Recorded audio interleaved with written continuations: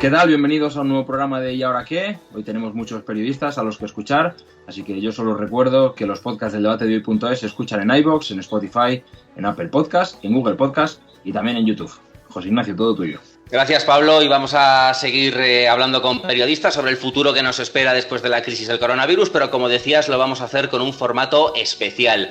Vamos a sumar varias voces hoy a la reflexión y las hemos englobado bajo el genérico Jóvenes Cronistas Políticos.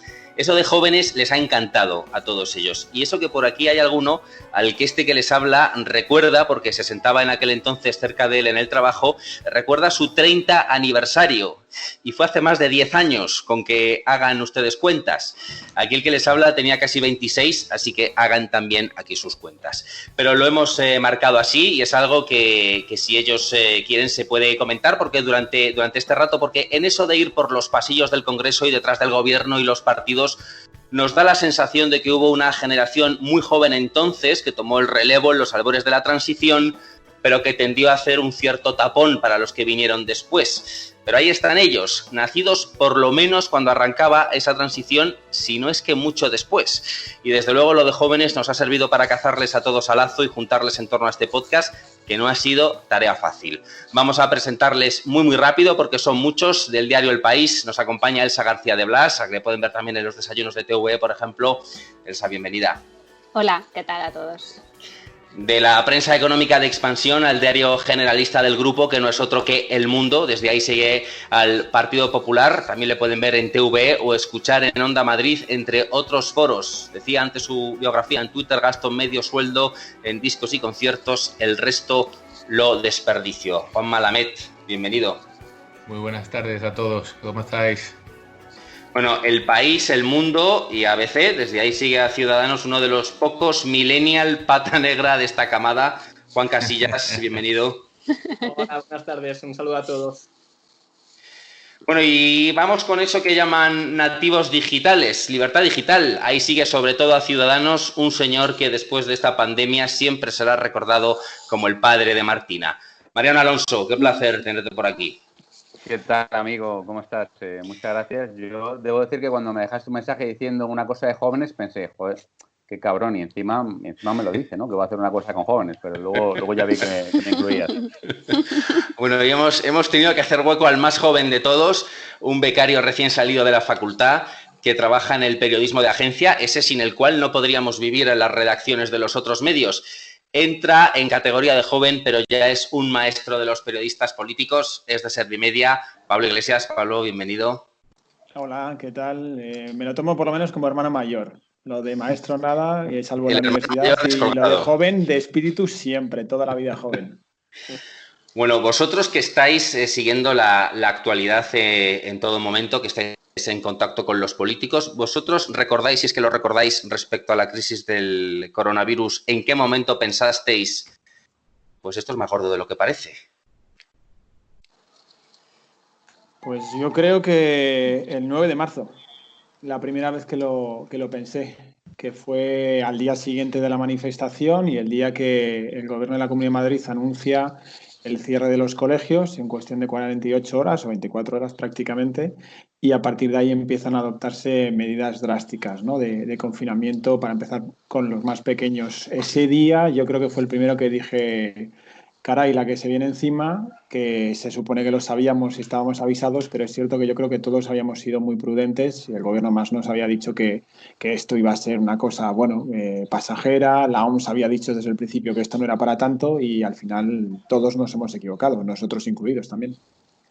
Esa es la fecha clave, ¿no? Yo creo, el 9 de marzo. A mí me ocurrió exactamente igual. Yo estuve el 8 por la noche en la manifestación del 8M por la igualdad, con cierta distancia, digamos, un poco todavía con cierto temor a meterme, digamos, en el jaleo que había en la parte festiva de la manifestación. O sea, yo tenía algo de respeto al virus, pero ni muchísimo menos pensaba que iba a ser como luego ha sido, ¿no? Y fue el 9 de marzo cuando nos cayó, y además de golpe, ¿no? Ese jarro de agua fría en el que todos nos dimos cuenta de que nos habíamos estado equivocando en los días anteriores. Se podría analizar mucho por qué, ¿no? Qué pasó y qué falta de información, diligencia, previsión o lo que fuera hubo, pero desde luego nosotros, que estábamos muy informados, no teníamos esa sensación hasta el día 9, por lo menos fue mi caso.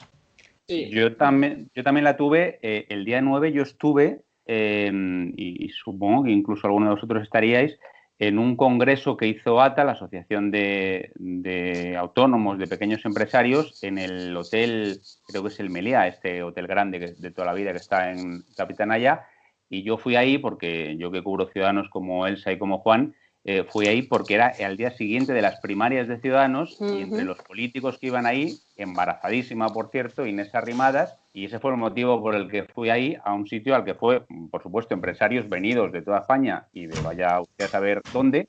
Recuerdo además que uno me saludó porque era lector de Libertad Digital, nos dimos la mano, naturalmente, nos dimos una expresión de manos, y ahí fue Inés Arrimadas, Begoña Villacís, la vicealcaldesa de Madrid, que había estado en la manifestación, el presidente del gobierno, la presidenta de la Comunidad de Madrid, que por cierto tuvieron ese día una parte de 5 minutos ya comentando la situación. Se hicieron los famosos, lo que llamamos en el argot los canutazos, que, en fin, para entenderlos, todo el mundo apelotonado con micrófonos y demás. Bueno, pues todo esto ocurrió un 9 de marzo en un hotel de Madrid, naturalmente, como hoy sabemos, con el virus ya absolutamente disparado. Yo, o sea, creo que para todos un poco es esa fecha, sobre todo cuando Madrid toma las primeras medidas drásticas, ¿no? Yo también fui a la manifestación del 8 de marzo el domingo y sí que lo hice con más cuidado porque en el país habíamos tenido el primer contagiado de coronavirus la semana anterior. Fue un compañero que había estado en la Semana de la Moda de Milán y se contagió. Y entonces en el periódico ya empezamos con algunas medidas. De hecho, yo estaba teletrabajando ya la semana anterior. Entonces fui al 8 de marzo con mucho cuidado, no me toqué con las compañeras del periódico, ni tratamos de guardar las distancias. Me fui muy rápido y ya pues teníamos un poco esa inquietud, ¿no? Pero yo revelaré que el día 9 por la mañana, que yo fui a los desayunos de Televisión Española y estuvo Isabel Díaz Ayuso en el programa. Y después del programa comentamos la situación y desde luego la presidenta de la Comunidad de Madrid no transmitía que fueran a tomarse ninguna medida drástica. O sea, quiero decir que yo esto, que es una conversación que recuerdo y que no voy a revelar, pero porque es un off the record, pero o sea, la he recordado todo este tiempo como un indicador de que las cosas se precipitaron y se precipitaron para todos. O sea, porque bueno, pues está claro que la noche del 8 de marzo, ¿no? Es cuando, o de la mañana del 9, ¿no? Creo que está ahí un poco en esas horas, es cuando se conoce un aumento muy importante de contagios y es cuando se desencadena todo. Se desencadenan todas las medidas y la Comunidad de Madrid o el Gobierno, el estado de alarma, que se haría el día 14, ¿no? Pero bueno, yo recuerdo esa conversación como un indicio de que aquí sorprendió un poco a todo el mundo, ¿no? Sí, bueno, yo creo que vamos a coincidir todos en la fecha, el día 9 de marzo. En mi caso, yo no fui a la manifestación el día 8 porque tenía un partido de fútbol, que soy jugador amateur, y me pilló un partido esa tarde. Jugué al fútbol con total normalidad, no había ningún tipo de medida de protección, ningún protocolo de distanciamiento, nada, absolutamente nada, normalidad absoluta. Y después recuerdo trabajar esa noche porque eran las primarias de Ciudadanos, conocíamos ya el resultado y que fue la victoria de Inés Arrimadas sobre Francisco Igea.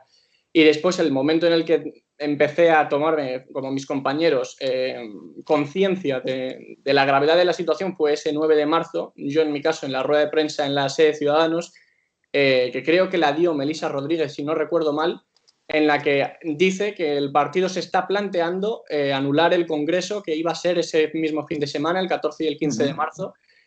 Yo llego a publicar una noticia: Ciudadanos se plantea anular su congreso por el coronavirus, y solamente unas horas después Ciudadanos emite un comunicado diciendo oficialmente que el congreso queda suspendido.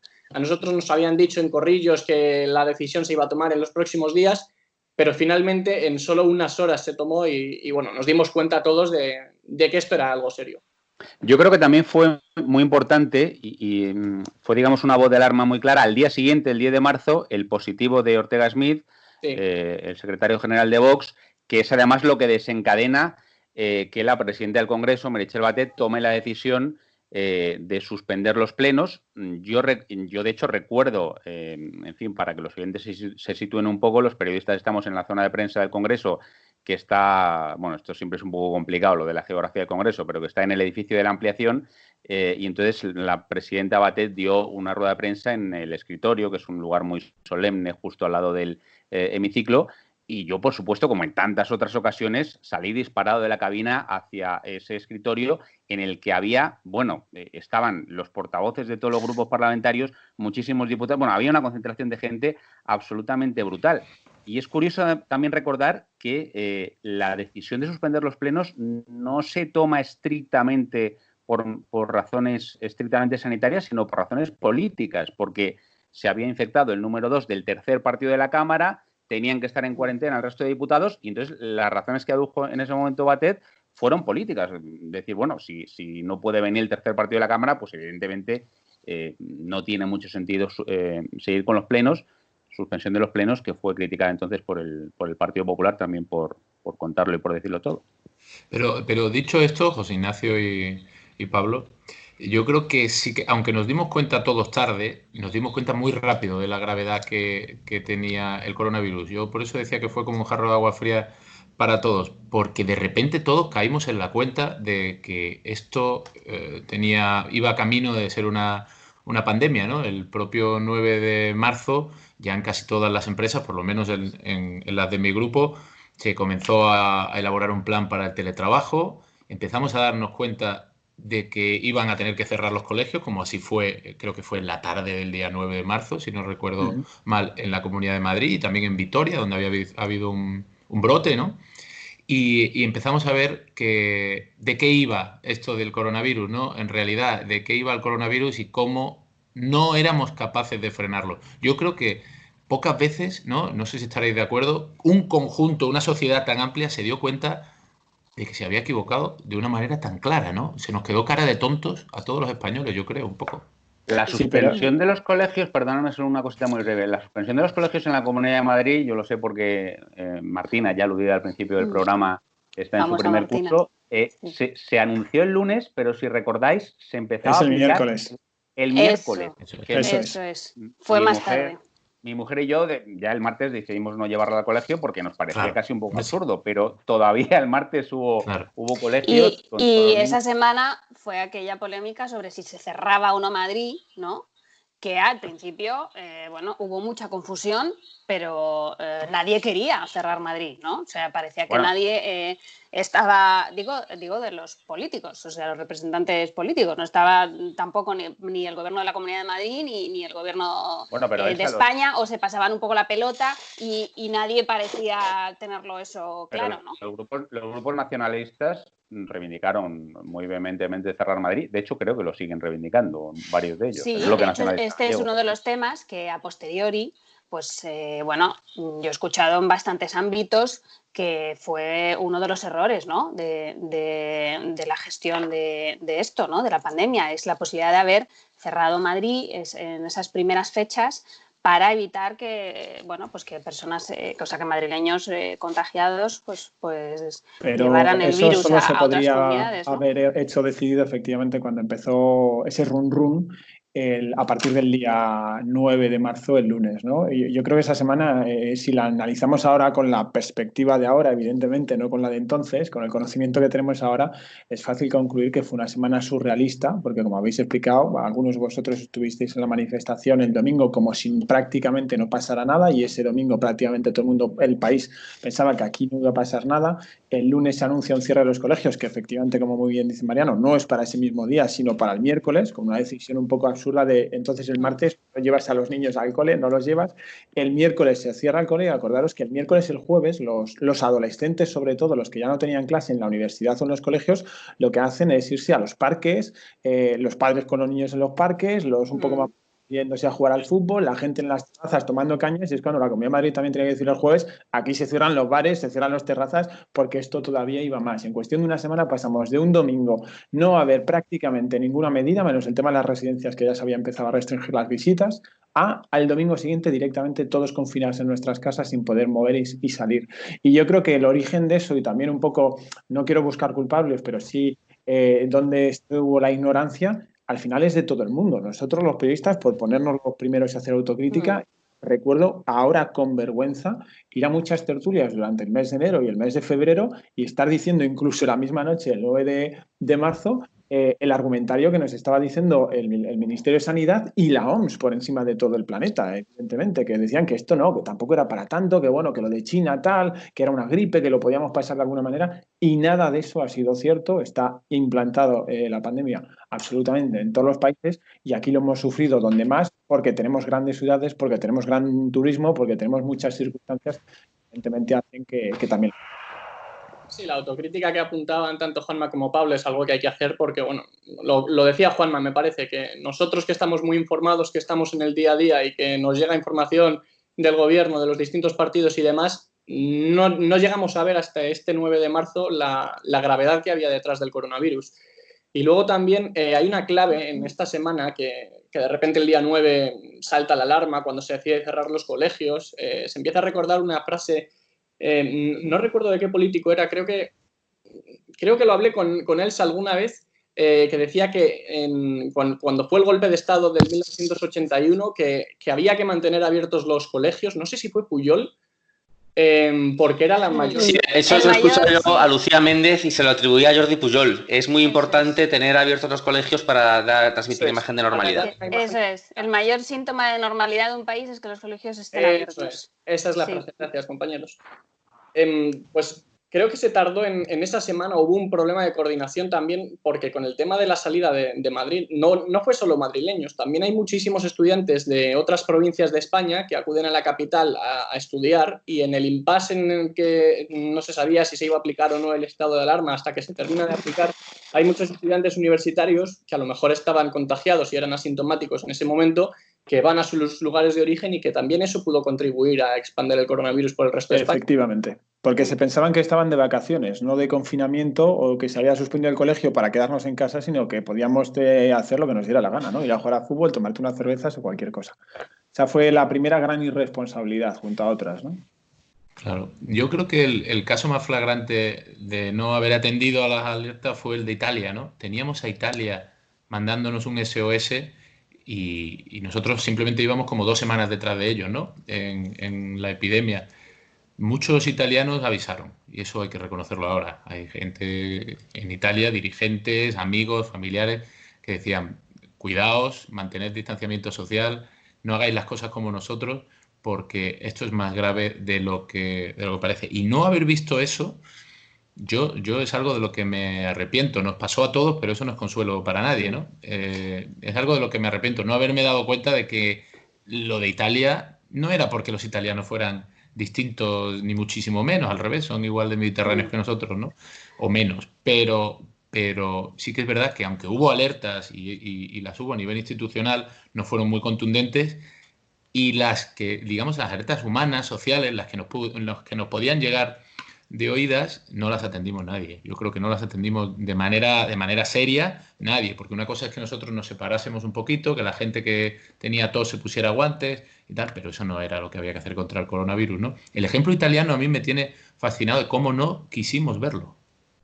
Bueno, y antes de Italia, pues también China, ¿no? Que claro que ahí la cuestión que también yo lo he escuchado mucho, ¿no? En este tiempo, un poco la cierta superioridad occidental, ¿no? Bueno, este es un asunto de Oriente, ¿no? Esto es un asunto de los asiáticos que nosotros no... bueno, pues aquí no va a pasar, ¿no? Y se subestimó, claro, subestimamos lo que estaba pasando. A mí me interesa también la perspectiva del periodismo, ¿no? Que se ha apuntado un poco también, pero porque se habla muchísimo de que se ha equivocado la política en España, ¿no? En la previsión de la pandemia y en la reacción. Pero me parece interesante también pensar en lo que hemos hecho nosotros periodistas, ¿no? y como medios, porque ciertamente nos hemos equivocado también, ¿no? Por un lado, creo que, claro, las fuentes de información, que eran las autoridades sanitarias, desde la OMS hasta el Centro de Alertas Sanitarias Español, ¿no? Y luego también las fuentes políticas y gubernamentales nos estaban diciendo que no había transmisión comunitaria en España, ¿no? Que lo que teníamos era una situación de contagios focalizados y que por eso no teníamos que avanzar a un escenario de restricciones generalizadas de movimientos.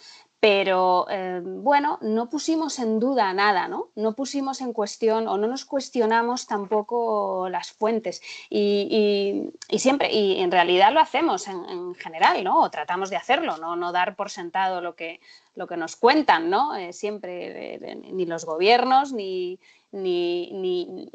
sobre todo los gobiernos, pero creo que en este caso nos despistó más, no quiero justificarnos, pero creo que justificó más la comunidad científica, ¿no? Que también estaba algo confusa o desde luego transmitieron algunos mensajes confusos, porque esto de la transmisión comunitaria, que luego se ha demostrado que era falso, claro que había transmisión comunitaria desde hacía mucho antes en España. Pues esto lo decía el Centro de Alertas Sanitarias, ¿no? No hay transmisión comunitaria, solo hay focos de contagio y por lo tanto no es una situación de tanto riesgo. Pero bueno, yo creo que nos equivocamos. A ver, estáis insistiendo en eso. Sí me gustaría, vosotros que tenéis, ha hablado Elsa de Isabel Díaz Ayuso, que tenéis contacto con los políticos, no hace falta que digáis nombres, pero si los decís, estupendo. ¿Había alguno que cuando el tema no estaba el foco puesto, sí mostraba mayor preocupación con el que hubieses hablado? Yo muy poco, de verdad. O sea, muy poco. Yo no recuerdo ningún caso tampoco. Yo no recuerdo ningún caso. Yo solo diría Paco Igea, vicepresidente de Castilla y León, de Ciudadanos, que es médico. Exacto. Él sí le he escuchado todo el tiempo y desde hace bastante preocupación. Como cuidado con este tema es muy serio, él ha estado muy preocupado. Pero se hizo una campaña del 3 al 8 de marzo por toda España, de primaria. No, o sea, desde luego, no digo que, o sea, él desde luego no avisó, ¿no? O sea, en público no dijo, señores, pero yo es como a la figura política que más preocupada he notado en las conversaciones, ¿no? En privado sobre todo, ¿no? Yo voy a discrepar un pelín de Elsa. Yo tampoco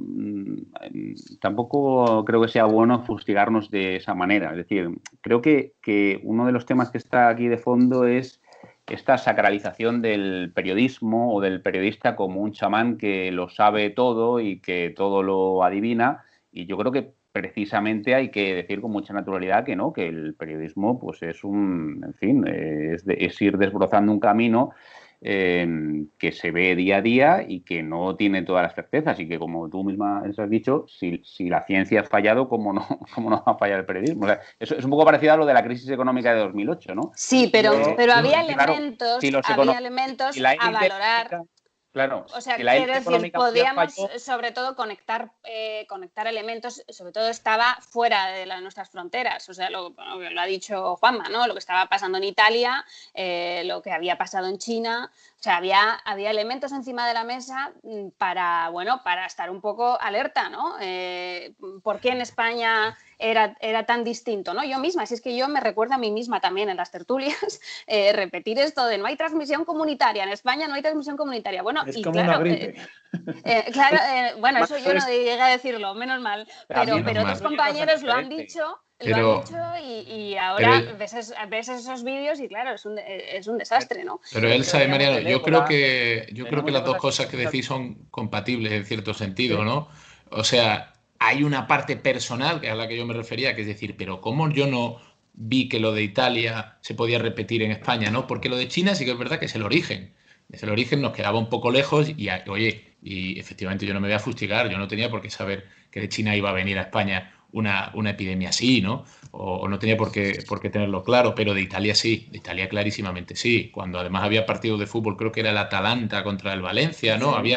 ciertas relaciones que nos podían hacer verlo. Eso por un lado. Pero por el otro, sí que es verdad que esto hay que matizarlo, que nosotros los periodistas no tenemos por qué no creernos a los científicos, solo faltaba ya, ¿no? Y entonces el señor Fernando Simón, ahora, a mi juicio, excesivamente glorificado, en aquella época, lo que decía es que iba a haber algo muy puntual, y que en España no va a haber transmisión comunitaria. Y lo decía con tal convicción, con tal aplomo y con la categoría ética que tiene, que eso es indudable, ¿no? Un señor como Fernando Simón, oye, que eso es una fuente muy fidedigna. Pero yo no digo en ningún momento que no nos creamos a los científicos, porque sí, lo que sí hacemos es cuestionar a las fuentes políticas, que por cierto mienten mucho, pero no creo que, por supuesto, sea equivalente a las fuentes científicas. Pero sí creo que, bueno, primero, a lo mejor fuimos demasiado categóricos al transmitir el mensaje de la comunidad científica, que ella misma también hablaba de grados de incertidumbre. Esto yo también lo recuerdo de aquellas fechas. Había mucha incertidumbre es la primera en cómo que se ha equivocado. Sí, pero la OMS también revelaba la incertidumbre y las incertezas sobre cómo se contagiaba el virus. Al principio ni siquiera sabíamos que los asintomáticos contagiaban. Tampoco teníamos claro si la transmisión era en espacios cerrados o en espacios abiertos. Quiero decir, había muchas incógnitas y esto la comunidad científica sí lo estaba revelando. Y sin embargo, bueno, pues aquello pasaba un poco más desapercibido y nos quedábamos con lo que pensábamos. No sé, todos caímos en aquello de no hay que llamar al alarmismo, que es verdad que es un debate que el periodismo siempre tiene presente, ¿no? Y es no causar alarmas innecesarias, esa responsabilidad, sí. Claro, yo lo entiendo. Pero bueno. La responsabilidad, desde luego, nos pudo, pero yo creo que ya hemos puesto sobre la mesa las dos claves de este asunto a nivel periodístico y sobre todo los dos errores fundamentales. Uno que es de carácter general humano. Hemos hablado, Elsa decía muy bien, esa superioridad moral, intelectual, ¿no?, de Occidente, que al final no es otra cosa que la soberbia, uno de los considerados pecados capitales, que la soberbia, si la vemos ahora con perspectiva también, la podemos aplicar en todo el mundo. En Europa no pensábamos que esto nos iba a pasar como a los chinos, porque claro, esto le pasa a los chinos, pero a nosotros no nos pasa. En Estados Unidos pensaban que esto le pasaba a los europeos porque somos tontos, pero que en Estados Unidos no iba a pasar. En Brasil ellos son de una raza superior con un presidente estupendo y tampoco les iba a pasar y siguen pensando que no les va a pasar. Esto ha pasado en todo el mundo. Entonces esa soberbia ha sido un pecado capital y global de la raza humana y del propio ser humano. Y luego a nivel periodístico creo que lo habéis apuntado muy bien y es triste porque el error que cometimos los periodistas es un error que en teoría es que no es un error, es creer a las fuentes oficiales. Mariano decía antes, no somos chamanes, claro que no, ni tenemos que pretender serlo, no tenemos que ser adivinos. Muchas veces cuando nosotros vamos a determinados programas o tal nos dicen, ¿qué va a pasar? ¿Qué va a pasar? Pues no. Nuestra labor no es averiguar lo que va a pasar. Podemos tener información privilegiada o avanzada para prever qué es lo que puede ocurrir en ciertas maneras, pero nosotros no tenemos que ser adivinos, eso en primer lugar. Pero sí que tenemos que beber de fuentes buenas y las fuentes oficiales se supone que son buenas. Si te fallan las fuentes oficiales, los científicos, si te falla la propia OMS, que es la autoridad internacional en todo el planeta experta en este tema, y luego además China tampoco contribuye a ayudarlo, pues entonces al final se junta la tormenta perfecta para que todos cometamos errores y para que el periodismo sea uno de los que ha contribuido a generar esa confusión y a pensar o hacer pensar a la gente que esto no iba a ser nada y nos equivocamos como los que más. Claro.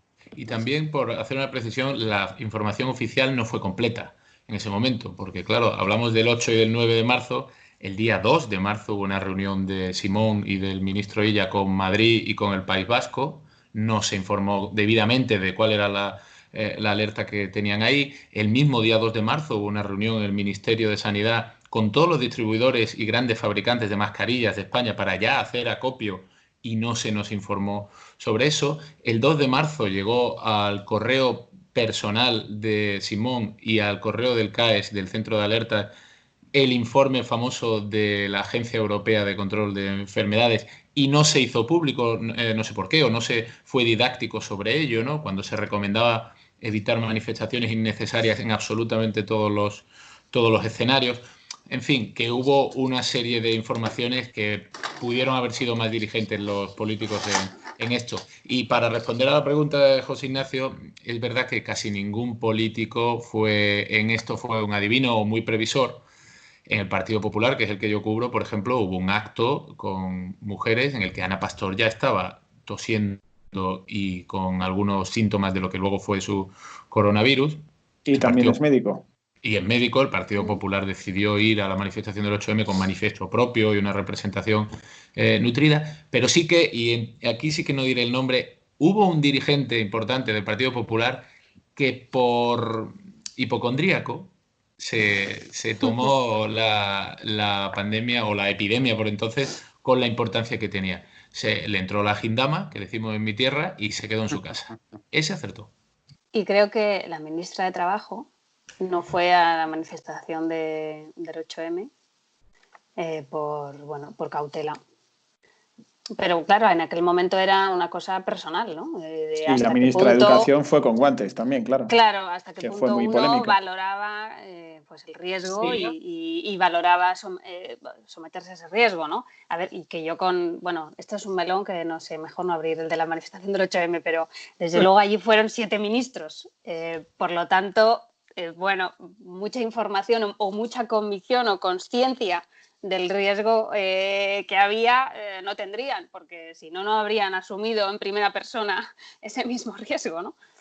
Sí, ahora estamos hablando de cómo vemos ahora la situación de entonces de marzo, pero respecto a lo que estábamos tratando y uno de los problemas graves que era el de las fuentes oficiales que comentábamos, a mí lo que me sorprende es que las fuentes oficiales no fueron fiables al principio de la pandemia y hoy lo sabemos, pero durante la pandemia hemos comprobado que tampoco son buenas fuentes ni son fuentes válidas, ¿no? Y de hecho aquí en España tenemos el caso de los datos que facilita el Ministerio de Sanidad a diario, que ha sido un esperpento semana tras semana y la cosa ha ido peor.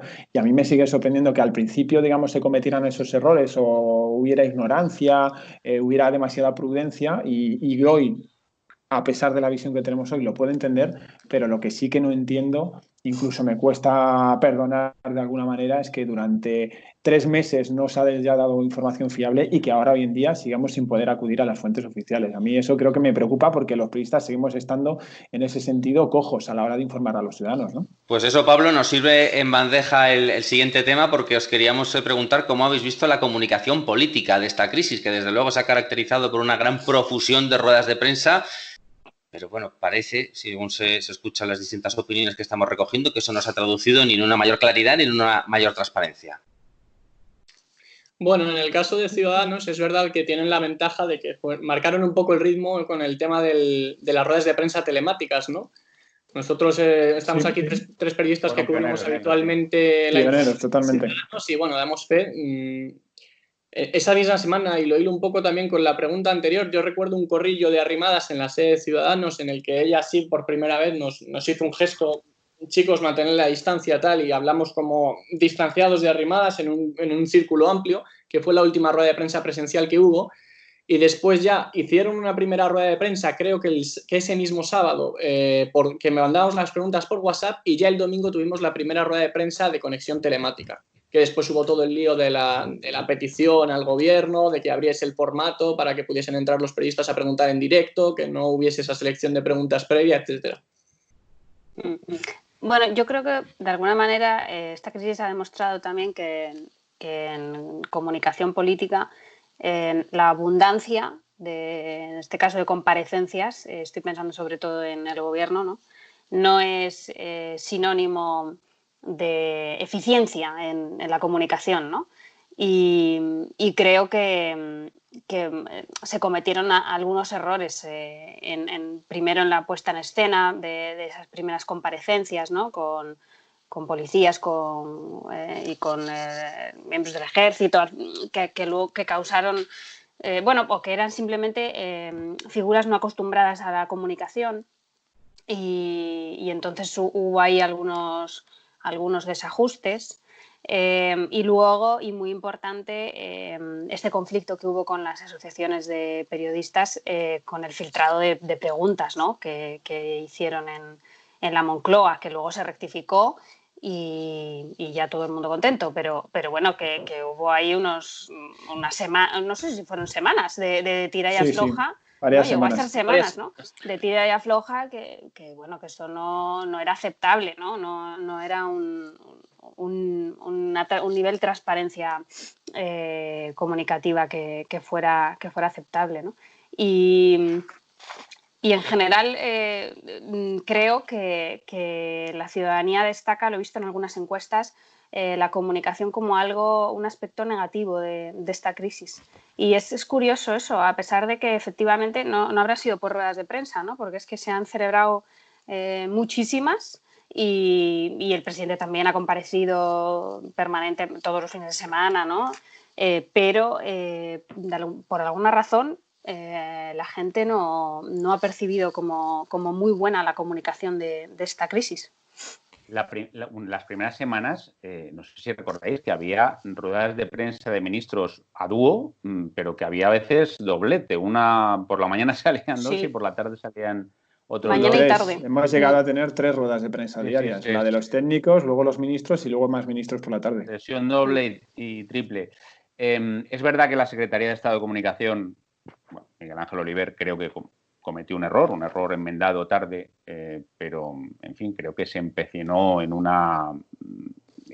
negar que se pudiera hacer algo que técnicamente se puede hacer, que de hecho lo estamos haciendo para grabar este programa y que, como ha dicho Juan antes, Ciudadanos lo hizo de manera muy pionera, luego también lo hizo el Partido Popular.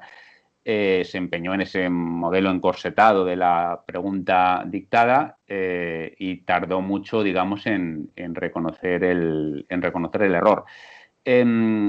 Con respecto a lo que apuntaba Elsa, tanto de la frecuencia de las comparecencias como de la cualificación, claro, aquí estamos siempre en un debate eterno. Si son pocas, queremos más, si son muchas, podemos decir que son muchas, y luego lo de siempre, ¿no? Solo los políticos o los técnicos, y en la figura de técnicos me atrevo a incluir a los miembros de las fuerzas de seguridad y de las Fuerzas Armadas, que realizaron una labor técnica importante. La labor del Ejército ha sido muy, muy importante. Y de comunicación. El GEMAT tenía unas comparecencias soberbias. Los mandos de Guardia Civil y Policía, claro, a lo mejor diferente, pero el GEMAT impecable. Entonces, bueno, es complicado, ¿no? Saber cuál es el punto justo. Y luego tampoco neguemos que la política tiene una vertiente de liderazgo y de representatividad. Y, bueno, pues evidentemente el presidente del gobierno en algún momento se tiene que dirigir a la nación, incluso un poco enfáticamente. Yo eso la verdad es que no lo veo mal, el presidente del gobierno u otros representantes públicos, ¿no? Pero tú, Mariano, lo decías antes bien, ¿no? Que el periodismo es un poco desbrozar el camino, y cuando un gobierno premeditadamente apuesta por una comunicación de diluvio, de chaparrón de comparecencias, de discursos larguísimos, porque Pedro Sánchez comparecía los sábados a veces 1 hora o 1 hora y media, ocupando el espacio destinado normalmente al telediario y tal. Ahí es difícil desbrozar y separar el polvo de la paja. Hay un exceso grande de información. Es verdad que la situación era inédita, pero había un exceso grande de información que se traducía, y esto es lo peor, en bandazos y rectificaciones, ¿no? Primero te decían que los niños no podían salir a la calle, luego que sí, pero para ir al supermercado o a sacar dinero, luego que, bueno, pero dando una vuelta de 1 kilómetro, luego que de 7 a 8 de la tarde o de 12 a 7 de la tarde imponiendo un horario. Todos esos cambios ha hecho que la gente, el común de los mortales, se haya tenido que convertir en auténticos expertos en leer el BOE, porque en lo que decía una orden ministerial de sanidad cambiaba lo que nos había dicho el ministro el día antes. Yo creo que ahí sí que le deberíamos hacer una crítica al gobierno, ¿no? Y por supuesto el exceso de transparencia o el exceso de información no se lo critico, sí que creo que fue premeditado. Y no, exceso y transparencia yo creo que no debe, o sea, juntos no van. El exceso, el nunca exceso de información. Yo estoy de acuerdo. Eso el exceso de información y transparencia nunca puede ser malo. El exceso de información, quería decir, tenéis toda la razón. Eso, bueno, pues oye, se daría para un capítulo aparte, pero lo que no tuvo un pase fue el filtrado de preguntas, efectivamente. Eso fue una estrategia que no puede ser sino premeditada, porque luego se le dio entrada a todo tipo de medios. Digamos que se amplió muchísimo el abanico de medios que podían preguntar para que los medios que siguen habitualmente las comparecencias del presidente o de los ministros tuvieran muchas menos probabilidades de poder preguntar. Las preguntas más duras fueran mucho menos probables. Yo creo que eso no tiene otra explicación que algo premeditado para rebajar la labor de cuarto poder de la prensa. Estoy de acuerdo, Juanma, salvo en lo de premeditado, porque yo ahí no le achaco mala fe al secretario de Estado, Miguel Ángel Oliver, que creo que en los primeros días, las primeras horas lo gestionó muy bien y no es lo mismo organizar una rueda de prensa en Ciudadanos a través de un Skype o un Zoom que hacerlo en la Moncloa, por medidas informáticas de seguridad y por un montón de cosas y los medios y los periodistas que lo tienen que hacer. Creo que es bastante más complejo en Moncloa y yo eso se lo excuso para el primer día, el segundo día, el tercer, cuarto día. Pero a partir del cuarto o quinto día o el día que queráis poner, que yo ahí no soy tan escrupuloso, sí que ellos vieron que había una ventaja. Y la ventaja tú la has explicado perfectamente. Los medios habituales y los periodistas habituales que van a Moncloa, que son muy buenos, se hacen preguntas muy buenas y meten mucho el dedo en el ojo, se vieron apartados. Y se nos van a llamar metiendo, bueno, que me llamen lo que sea, a mí ya o me diluidos, en las redes más sociales bien diluidos, por decirlo, ¿no? Diluidos ahí en un... Ya, pero bueno, claro, te aparcan y meten medios de cualquier sitio que las primeras semanas las ruedas de prensa al presidente del gobierno, pero a muchos ministros, a mí que me perdonen algunos compañeros, pero eran de vergüenza ajena. Luego yo creo que una vez que todo el mundo se ha ido metiendo en la dinámica y todo el mundo ha estado pendiente de la información, las ruedas de prensa, las de todos los medios de comunicación, y ahí no hago excepciones, han sido muy buenas y las preguntas han sido muy buenas. Pero tiene que ver también con lo que decíais al principio, especialmente Ensa, ¿no? y también Mariano, que es cómo el gobierno empieza con un exceso de información. Yo creo, Juanma, que eso sí fue premeditado. El exceso de información de ruedas de prensa es positivo, siempre es positivo, pero tiene también una porque había una necesidad, porque sí, yo creo que eso hay que entenderlo. Efectivamente, es una situación absolutamente inédita, de una gravedad tal que tienes a la ciudadanía confinada en sus casas, con muchísimas, con mucha incertidumbre, con miedo, la ciudadanía con miedo, y evidentemente pues el gobierno tenía la obligación de dar mucha información, ¿no? Y además una información al momento en los medios lo vimos, además, yo creo que lo comprobaréis, lo pasarían todos, pero desde luego en el país teníamos los datos de tráfico y toda la primera etapa de la pandemia el tráfico estaba absolutamente disparado de la web del país y la información, la gente consumía información al minuto, estaban permanentemente conectados queriendo saber y yo creo que ahí estaba justificada en esos primeros momentos, ¿no? Sí, Elsa, pues eso, pero que una abundancia falta de información, o estuviera justificado, no quita para que Moncloa haya y exista un gran estratega político que creo que conocemos todos, que le encanta el marketing político y que es uno de los mejores del país y por eso ha conseguido llevar a Pedro Sánchez a la Moncloa, que sabe perfectamente y lo tiene en el manual que cuando tú quieres acaparar la información y evitar que hablen mal de ti o lo que sea, no hay nada como inyectar, esto es una teoría de comunicación que todos hemos estudiado en la universidad, ¿no? Inyectar directamente información a mansalva y de alguna manera eso te convierte en protagonista. Y si tú eres protagonista y acaparas los informativos, como también decía antes Juanma, porque convocas las ruedas de prensa a la hora del telediario para que no haya telediario y eso lo salgas tú, lo que estás consiguiendo es que no salgan los demás. Si no salen los demás, no hay crítica, solo hay tu mensaje. Y eso, que es una de las cosas que yo en estos años de profesión he aprendido, junto a lo del marketing político, que no se estudiaba mucho en la universidad, al final se traduce en intento de construir un relato. En Moncloa ha habido una obsesión permanente de tratar de construir un relato, que esto lo hemos utilizado mucho los periodistas y los políticos lo usan desde hace muchos años, ¿verdad? Pero yo diría que aquí, más que construir, lo que se ha intentado es dictar o imponer un relato a base de que solamente hubiera un relato. Y ojo que no lo digo como crítica, lo digo como desde el punto de vista del marketing político, una sabia estrategia, una estrategia inteligente por parte de la persona a la que se le ocurrió en Moncloa asesorando a Pedro Sánchez. Lo que pasa que el fallo, y lo habéis apuntado antes también, es que para que tú en el exceso de comunicación política consigas imponer tu relato, lo tienes que acompasar de una buena gestión. Y lo que ha habido aquí es mala gestión que se ha cargado el relato. De todas formas, por trascender un poco la situación de España, que a veces somos un poco en Estados Unidos, que podemos discutir muchas cosas, pero parece que es un país que en cuanto a libertad de prensa y demás, pues, en fin, tiene cierto background. el presidente Trump, hasta que un día cogió el canasto de las chufas, se enfadó y dijo que se llevaba el balón y que no había partido, estuvo compareciendo diariamente. Sí, sí, sí.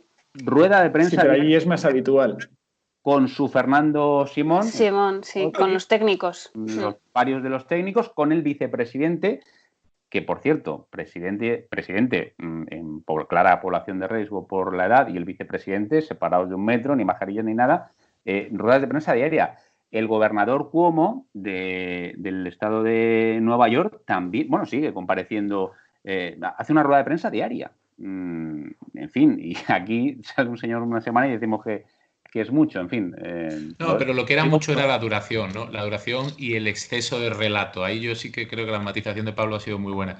Que quizá lo que sí que hubo fue un intento, bastante obvio por darle mucho peso a la explicación más que a lo factual, ¿no? Yo creo que ahí ese es el matiz, pero efectivamente había una ansia de información como nunca. Eso no hay que negarlo y no nos podemos quejar de eso, pero sí que la distinción entre información y relato, información y marketing, ahí sí que se le puede hacer una leve crítica constructiva al gobierno. Sí, está claro que al principio, sobre todo, había esa información porque al final había mucha demanda de información, es verdad, lo estaba comentando Elsa. Todos nuestros medios marcaron cifras récord en el inicio de la pandemia y había una demanda brutal.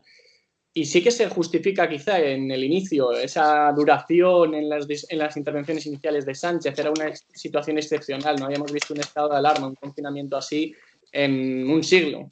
O sea, pero es verdad que luego el gobierno lo que hace es que canaliza eso y lo mantiene en el tiempo con una intencionalidad. Y me parece muy interesante lo que apuntabais del tema del horario de los informativos, porque creo que ahí hay una clave. En el momento en el que tú estás dejando tu discurso a las 3 de la tarde, a las 9 de la tarde, constantemente, siempre a la misma hora, lo que estás haciendo es que los informativos, porque hay un interés informativo en la opinión del gobierno evidente y en la comparecencia del presidente del gobierno, se vean obligados, entre comillas, a conectar con esa comparecencia y que el resto de noticias queden diluidas, o el resto de opiniones, o el análisis, o el trasfondo político que hay que darle más allá del mero mensaje que te coloca Moncloa. Casi todos participáis en tertulias y esta crisis, lo habéis hablado, yo creo, lo hemos tocado, ¿no? A lo largo de la conversación, pero bueno, esta crisis a lo mejor sirve también para evaluar un poco el concepto de tertuliano y saber también separar, ¿no? Entre el tertuliano que aporta en la tertulia y aquel que va a ocupar una silla y que en muchas ocasiones confunde periodismo con juliganismo. Por eso siempre, ¿no? Yo creo que simplemente que ahora se ha visto más claro todavía, ¿no? Me parece que escasea, por desgracia, o no es la norma mayoritaria de manera abrumadora el tertuliano que aporta análisis, que aporta información y que no va con la camiseta de su equipo puesta de casa, ¿no? Hay una crítica que se le hace a muchos tertulianos que es que ya se sabe lo que van a decir antes de que le pregunten, ¿no? Pero incluso antes de que sepa los hechos. Y que los hechos le dan igual que sean los mismos, que para un partido dirá una cosa y para el otro la otra. Yo creo que es un problema pues un problema, lo podríamos casi sociológico, ¿no? Un problema que hay de polarización o de crispación, o como lo queramos llamar, en el que ante los mismos hechos la gente no da la misma respuesta. Y eso para mí es una de las cosas más graves que puede tener un analista, la incoherencia, ¿no?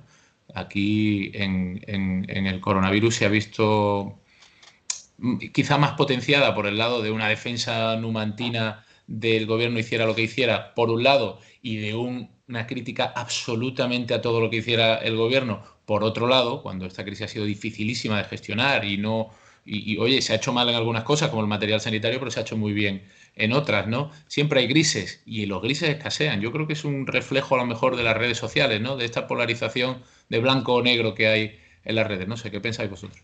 Sí, yo creo que el periodismo no es ajeno a fenómenos que se están dando en la sociedad y en la política, que, como dice Juanma, ¿no? Es esto de la polarización y la crispación que es que no está solo en la política, también está en la sociedad.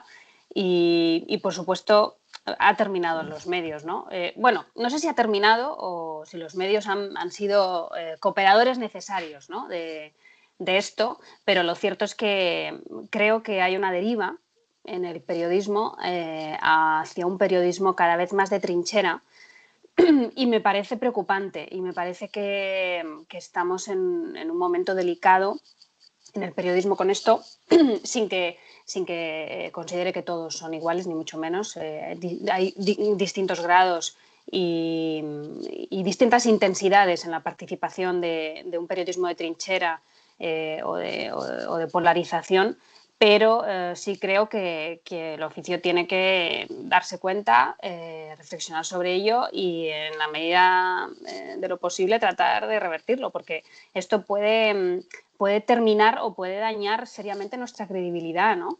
Y ahí los ciudadanos pues van a juzgar esto, ¿no? Yo creo que, bueno, yo creo que el periodista hooligan es hooligan cuando va a una tertulia, cuando escribe un artículo, cuando dirige un medio, es hooligan, independientemente del hábitat en el que se encuentre, ¿no? Y hay mucho, efectivamente. Hoy estoy un poco exculpador de nuestro gremio, pero... En Estás fin, corporativista, Mariano. Estoy un poco corporativista, sí, me lo tengo que hacer mirar, pero lo apuntaba un poco Juanma antes, ¿no? O sea, esta cosa ha dicho algo así como que la cuestión de las trincheras es sociológica también. Digámoslo claro, ahora que no nos oye nadie, no lo neguemos. Hay los medios y los periodistas tienen muchas presiones y hay muchas que son muy tópicas y se habla siempre, que si los grupos de presión, económico, bla, bla, bla. Pero hay una presión de la que se habla poco y es la presión de la audiencia. Hay ingente cantidad de audiencia que quiere escuchar unas cosas y que quiere escuchar o negro o blanco, pero negro muy negro y blanco muy blanco. Y que cuando tú le dices, hombre, venga, sí, negro, yo te doy negro todo el año, pero hoy déjame que te lo aclare un poco el negro. Dice, no, ni hablar.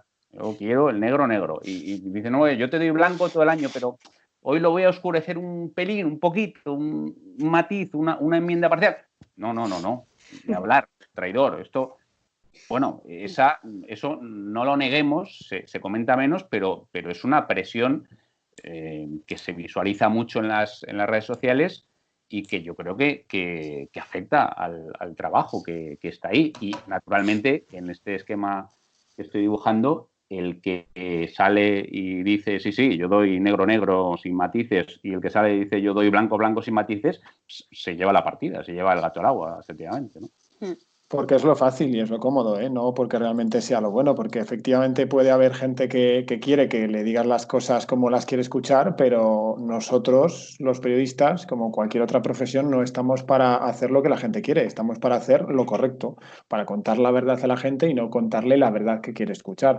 Porque si nos metemos además en el dilema o en el debate de, no, es que nosotros somos así porque la sociedad es así, yo también le daría la vuelta y preguntaría, ¿qué es primero, el huevo o la gallina? Es decir, la sociedad es así porque nosotros desde hace años, no de ahora, desde hace unos cuantos años hemos aumentado el trincherismo político y lo hemos llevado a los medios de comunicación y la sociedad se ha radicalizado, o los medios simplemente somos el reflejo de la sociedad. Habéis comentado una cosa que me parece muy interesante, porque al final es donde al final va a acabar el problema, y es que radicalizándonos, siendo, bueno, pues más sectarios, más, como se dice en el deporte, ¿no? Trabajar con la bufanda o hacer periodismo desde la bufanda, o en el caso de la política desde la trinchera, lo único que vamos a conseguir es dar la razón a esos radicales. Y a mí eso me preocupa porque estamos ahora precisamente en un momento político, pero un momento social en el que corremos el riesgo de que la sociedad española se polarice más aún, se divida y se fragmente en dos y vayamos a un clima como el que había en este país hace 100 años, con los hechos posteriores que luego ocurrieron muy tristes. Entonces creo que ahí los periodistas tenemos una responsabilidad inmensa para actuar y hacer lo correcto, no hacer lo que la audiencia quiere, que les contemos la verdad, y el que no la quiera escuchar, pues a fuerza de contarle la verdad, que la acabe comprendiendo. Yo estoy de acuerdo y creo que además es una responsabilidad nuestra el no fomentar esa radicalización, porque al final que se vaya una parte de la población a un extremo y la otra al otro no beneficia a nadie Y en el periodismo también tenemos que tener un papel de lo que comentaba Pablo, de contar la verdad, de al final contar lo que está sucediendo y hacer un poco de árbitro también, de contar los hechos como son y no juzgarlos por quién los hace, sino por lo que son. Y luego también en el tema de las redes sociales creo que es un problema porque me parece que los medios de comunicación nos estamos obsesionando demasiado. Comentaba Mariano el tema de Twitter y muchas veces nos molestamos por el background que tenemos en las redes sociales, pero es que tenemos que ser conscientes de que Twitter no es la población española. Hay muchísima gente que no tiene Twitter, que pasa absolutamente de Twitter y que muchas veces lo que hay en Twitter son cuentas que a veces ni siquiera corresponden a una persona real y que son los famosos trolls, que lo que están haciendo es hacer que mensajes se conviertan en virales, viralizar mensajes para generar una sensación de que hay una opinión generalizada en cierto tema, que normalmente suele ser además una opinión radicalizada, y no es así. Y tenemos que estallar esa burbuja de una vez. Yo creo que tenemos que ser, lo que decía, responsables e intentar hacer nuestro trabajo más allá de la línea editorial de cada medio, que evidentemente la hay y la va a seguir habiendo y la tiene que haber, pero ciñéndonos a un papel de moderador en el debate público. Totalmente, y mirar menos a Twitter, eso totalmente de acuerdo. Pero yo, para que Mariano no sea el único exculpador, yo quiero romper una lanza en favor de los medios públicos, tan criticados hoy por hoy, ¿no? Yo, en casi todas las tertulias que voy son de medios públicos, Televisión Española, Telemadrid, Canal Sur y Onda Madrid, por ejemplo, y no hay ese nivel de crispación que vemos en otros medios privados. No estoy haciendo blanco y negro, no quiero decir que todos los privados sean los malos y los públicos los buenos, no, pero quiero alabar también lo positivo que se hace, y es que la distribución, la elección de los tertulianos, de las personas invitadas en los medios públicos, singularmente quiero hablar de Televisión Española, tan criticada, es muy buena, y se prima el análisis, se prima la gente con información, se prima el debate sosegado. Los medios privados, no digo que sea la regla general, pero con algunas excepciones notables, buscan más, bueno, pues ese debate acalorado, en el que de repente tú ves que han situado a la izquierda de la mesa o de la presentadora a un periodista que tiene que ser forzosamente muy de izquierdas o muy afín al gobierno, y a la derecha a otro periodista al que no le gusta absolutamente nada del gobierno, y hacen un combate a ver quién le da el zasca al otro, ¿no? Para que en Twitter aparezca, no te creerás, el zasca que le ha dado no sé quién a no sé cuánto, ¿no? Esa dinámica yo creo que es bastante perniciosa y no la veo en la pública. O sea, un aplauso a la pública. Es importante que se griten entre los dos. Sí. Luego yo creo que ha pasado... Tú no tienes ni idea de eso, ¿no? Creo que está pasando, también no por romper una lanza en favor del periodismo, pero también, pero que de alguna manera me parece que los periodistas están sustituyendo a los intelectuales en la esfera pública. Porque entonces estás diciendo que un periodista no es un intelectual. No todos, ¿eh? Está bien dicho, está bien dicho. O no muchos. Sí. Pero, o no la mayoría. Quiero decir, si os fijáis, últimamente, además está pasando mucho en los últimos días, se crea como trending topic el nombre de un periodista. Y es por su opinión, por su análisis, sobre todo por su opinión, ¿no? Pero claro, esto es porque creo que tiene una vertiente positiva y una negativa. Positiva es la relevancia de la voz de los periodistas en la esfera pública, ¿no? Como verdaderos actores intelectuales de la opinión pública en España. Y tiene el reverso de que claro, esto pues trascienda un poco el papel de un periodista y el rol de un periodista hasta que parezca casi un actor político. Y ahí creo que está el riesgo, el límite y los problemas de confusión entre lo que es un periodista y lo que es un actor político, ¿no? Creo que se está todo entremezclando demasiado. Sí, hay una fina línea que separa al periodista que opina del periodista que se convierte en protagonista, que nosotros nunca tenemos que ser los protagonistas. Bueno, a ver si hay algún periodista que sí que es más protagonista. Nos vamos de tiempo, pero hay dos temas por lo menos que sí que os voy a pedir una respuesta telegráfica porque no renunciamos a dejarlos en el tintero. el papel del tertuliano, no me resisto a preguntaros es previo a la pandemia, pero por la crítica que os hizo Miguel Ángel Oliver cuando dijo que todos los que hacían información política de Moncloa eran luego tertulianos, después de años y años que hemos pasado criticando que los tertulianos fueran precisamente gente que no iba a las ruedas de prensa y que no estaba metida en el ajo. Eso por un lado. Por otro, si en los contactos que habéis tenido con políticos telemáticos en el confinamiento, si habéis percibido esa tensión que se percibe en el Congreso de los Diputados o en los medios de comunicación. Telegráfico, por favor. ¿Quién se anima? Yo telegráfico voy a decir una cosa sobre lo segundo, José Ignacio. Sí. Y un poco regulando la bandera del teletrabajo en general, ¿no? Que creo que es evidente, ¿no? Que es uno de los debates que ha surgido con esta crisis.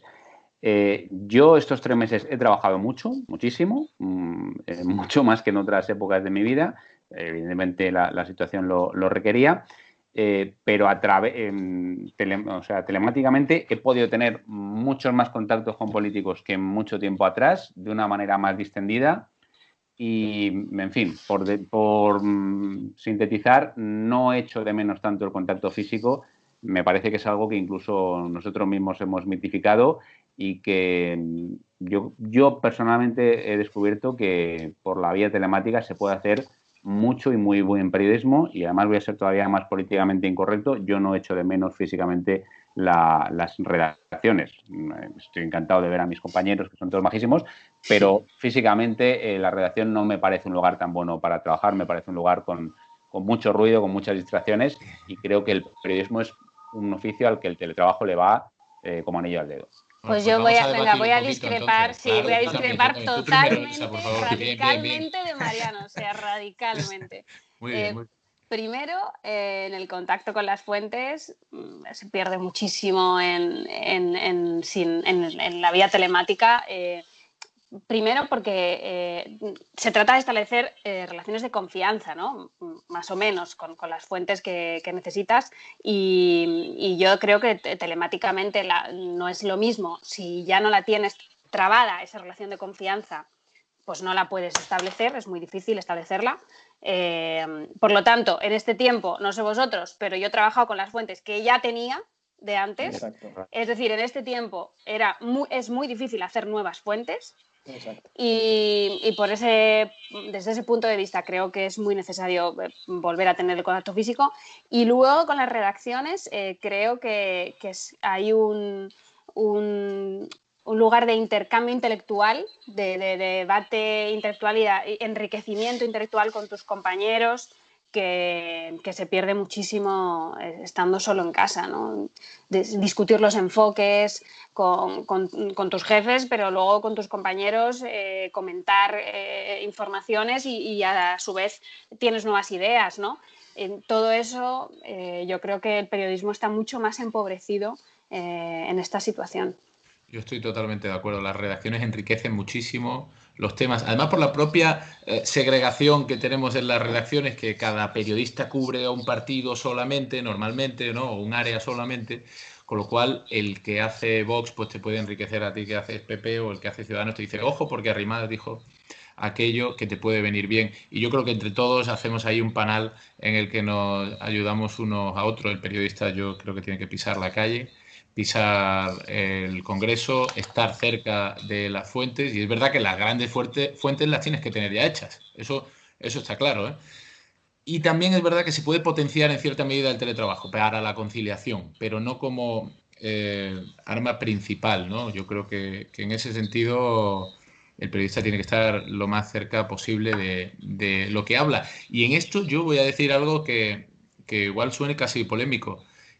Es que últimamente hay mucho apego por parte de los periodistas a la información que publica otro, a los teletipos, a lo que ya ha dicho otro medio y se refritea. Te metas con los teletipos, Juan, ¿no? Eso te iba a decir. Yo te digo una cosa. Lo que digo es que el periodista tiene que trabajar con sus propias fuentes antes que trabajar con los teletipos, que también. Y yo, la verdad, tengo que ser sincero, no suelo leer teletipos. Me gusta hacerme a mí mismo, sacar la información por mi cuenta. Ahora, los de Servimedia sí, porque son... Bueno, pero una cosa, ¿dais cuenta, compañeros, que si no fuera por el teletrabajo y por toda esta situación, no estaríamos aquí haciendo este programa tan fantástico. Bueno, es que este programa surge por eso. Hemos conseguido hacer 21 programas que llevamos con gente muy importante por eso. En las condiciones normales, la verdad es que no hubiera salido. Me ha costado un dolor y todos los programas fantásticos que han hecho. Sí. Eso que acabas de hacer, Rajoy lo llamaría así, aprovechategui. No. Exacto. Yo he hecho más entrevistas. Qué ventajita. Yo en este debate es el único que voy a polarizar porque estoy en el extremo opuesto a Mariano. Yo también he hecho muchísimo de menos el contacto en la redacción, el estar con compañeros. Lo sé. El congreso, y luego también hay una cosa que no se enseña en la universidad y que te encuentras cuando empiezas a trabajar. Yo lo descubrí cuando trabajaba en Europa Press, que son los tiempos de espera en el periodismo. Es ese momento en el que hay un pleno en el Congreso, que hay un punto que tú no tienes que seguir, que hay una reunión en un ministerio y que tienes que esperar a que salgan de la reunión. Y ese tiempo de espera en el teletrabajo se hace eterno. Y sin embargo, si estás en el pleno del Congreso, pues a lo mejor puedes aprovechar para ir al pasillo, intentas coger a un diputado que sale, que te interesa hablar con él un tema, le intentas sacar una información para trabajarte tú un tema más para el fin de semana o una información propia. Y eso es algo que se pierde en casa. Y coincido con Elsa en el tema de que la relación es más fría. Contestando a la pregunta que hacíais, yo la relación que tengo, por lo menos con los contactos que he tenido de teletrabajo y demás por videollamadas, no la veo al nivel de crispación que se ve luego en el Congreso, ni muchísimo menos. Creo que luego en el Congreso también hay mucho de teatralización, llamémoslo, y que no es la crispación real que se percibe luego cuando estás habitualmente en los pasillos trabajando, se cruzan unos diputados con otros y demás. Bueno, yo por cerrar un poco lo que habéis dicho todos... y decir algo de Miguel Oliver, que no habéis entrado al trapo ninguno. Venga, pues te entro al trapo. Yo estoy muy orgulloso de haber llegado a colaborar con otros medios de comunicación, principalmente radios y teles, gracias a mi formación. A mí no me han llamado ni por ser de Servimedia, ni por hacer este teletipo u otro en concreto, ni, en fin, por mis características físicas, ni por nada. Me han llamado después de muchos años por estar mucho tiempo haciendo información política, siguiendo un partido concreto y en concreto durante la época de Rajoy en la oposición y en el gobierno. Y abriendo puertas y dando la lata y estando con las fuentes, al final es como surgen esas cosas, con lo cual muy orgulloso de ser periodista que informe, aunque ahora me toca gestionar más y coordinar más, y ir a otros medios de comunicación precisamente por tener fuentes o poder hablar con las fuentes.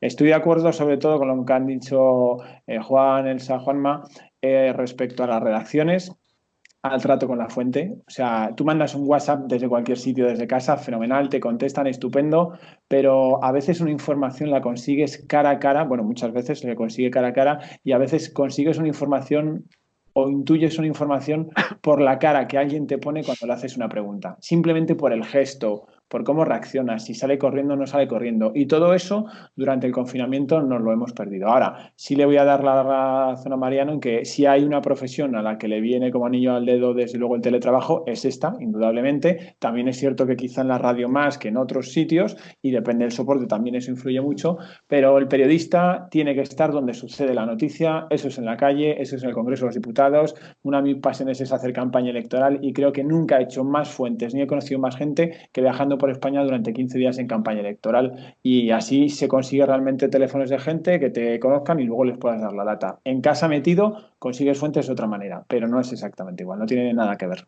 Y lo de Oliver fue una pataleta, punto final. Sí. Y yo también diría esto, que no veo ningún inconveniente en que los periodistas, si hacen análisis, pues puedan ir a tertulias y incluso en algún momento pues expresar alguna opinión, ¿no? Pero otra cosa distinta es lo que ya hemos hablado aquí antes, que es llevar una camiseta, ¿no? O estar en el equipo de algún partido y entonces ahí estás confundiendo y no estás yo creo, en tu papel, ¿no? Pero la mera participación en tertulias no la veo problemática. Y un apunte, no sé si les pasa a mis compañeros que hacen también papel, que a mí lo que me ha pasado en el confinamiento es que he desgastado la tecla del F5. para el cierre. Estás en la redacción, termina de leer un compañero que tienes que leer su página, te pega una voz y lees la página y ya está, ¿no? Cuando estás en tu casa, pues claro, no vas a estar cada 2 minutos por WhatsApp. ¿Has terminado? ¿Has terminado? Y yo la tecla del F5 ya os digo que es la única que ya no se ve. Pues Ignacio, yo creo que es un turno de réplica, dado la sumante que me han dado, ¿no? Por alusiones.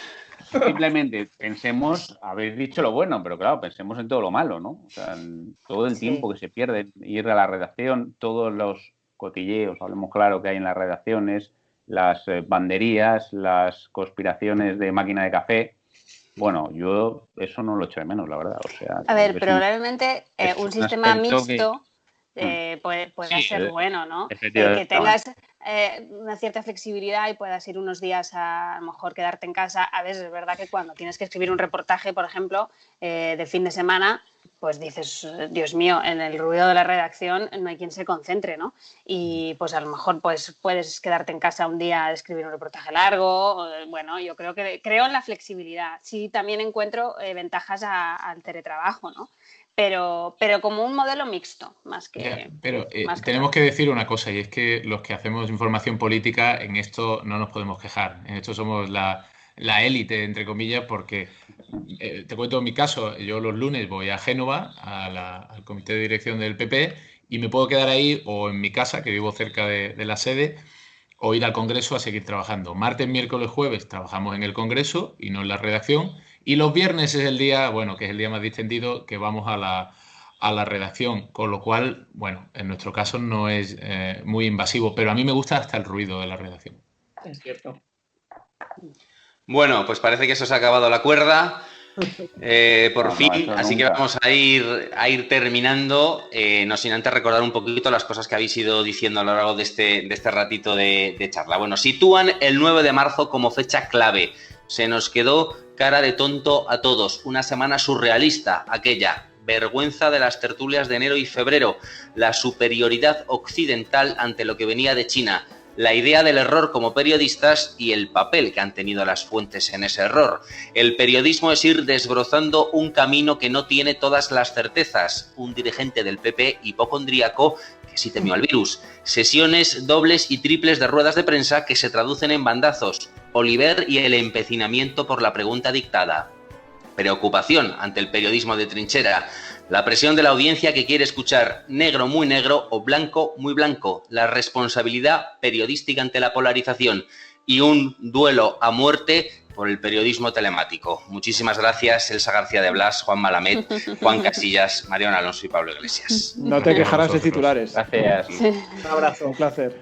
Bueno, no sabemos qué recordaremos del tiempo en que Martina aprendió a escribir la letra M. Sí que seguiremos recibiendo la mejor información gracias a vuestro trabajo en el tiempo convulso que está por venir. Con un ojo puesto en vuestras informaciones y con otro en el siguiente. ¿Y ahora qué, Pablo Casado? Pues ese y ahora que 22 se escuchará en iVoox, en Spotify, en Apple Podcast, en Google Podcast y también en YouTube, aunque sin imagen, aunque a alguno le hubiera gustado en esta ocasión. Hasta la próxima.